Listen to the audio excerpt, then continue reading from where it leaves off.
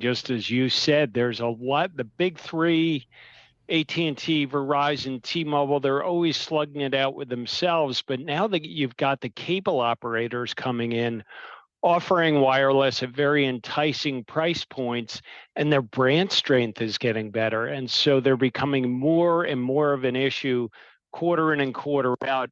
What we as analysts sort of measure as the health of a telecom in any given quarter is we look at the number of net new smartphone subscribers that a carrier adds, or phone net adds as they're called. And what we've seen every quarter is the cable operators now are getting even up to half the net adds in a given quarter. So they're becoming a big factor. Having said all that, I'm impressed with how the carriers are keeping their service revenue growth pretty steady. Telecom is not a growth business. So if you're getting 3 to 5% growth in your service revenue, it's a pretty good quarter. And I think we're in for more of that this quarter, with the exception of Verizon. And we can talk more about that if you want. Mm-hmm.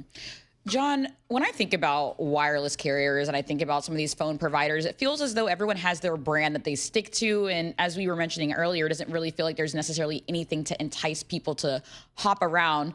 But given all of this in regards to marketing or really just being able to drive demand, where are you seeing, which company are you seeing as the biggest leader here? T-Mobile is the runaway hit, Nora. T-Mobile Tuesdays. They really, yeah. T-Mobile Tuesdays, they have giveaways once a week. They're brilliant marketers, just brilliant. And it's funny, if you rewind the clock 15 years, they had a near-death experience. Like, I didn't think that carrier was going to make it. They brought in a very dynamic CEO named John Ledger, who really turned around the brand. He made himself the face of the brand. They branded it as this sort of hip counterculture, consumer-friendly brand. People just love it. And in the meantime, they've done a great job updating the network and upgrading it. So, and after buying Sprint, of course, they now have the scale to really compete with AT&T and Verizon. They've gone from a distant third in the industry to now the second largest wireless carrier. And they lead the industry in net adds quarter in and quarter out, which is a testament to the power of their marketing.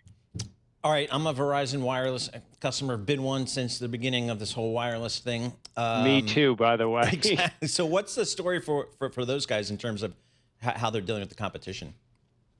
I think it's easy to sort of play armchair CEO here, but I think Verizon is making a bit of a mistake by not meeting rivals in promotions. They really take the high ground. They want to protect a premium brand image. For years and years, they had the best network out there. I still think they have the edge there, but that gap is closing, particularly in the minds of a lot of consumers that don't follow the industry. T-Mobile keeps banging away that they have the best network in the US, and so that sort of premium brand image that Verizon had is beginning to erode, and yet they're not meeting T-Mobile or the cable guys sort of, tit for tat on promotions. And so on the margin, in recent quarters at least, they've lost phone subscribers. Not a lot, but it's beginning to really chip away for them, and it's chipping away at their service revenue growth, again, because I just don't think they're promoting enough.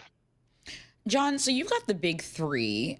What is the latest with M&A in this space? Is there anything left to consolidate? Not much, Nora.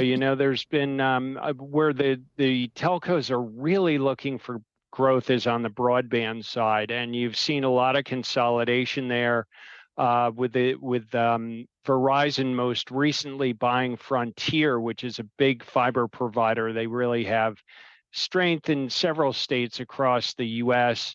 AT&T has done a really good job. They're buying Lumen's fiber business, so you've got consolidation there. On the wireless side, you've seen T-Mobile snapping up a lot of the independent and private prepaid brands, like Mint Mobile is one of their most recent. They're buying TDS, which is a small regional wireless carrier.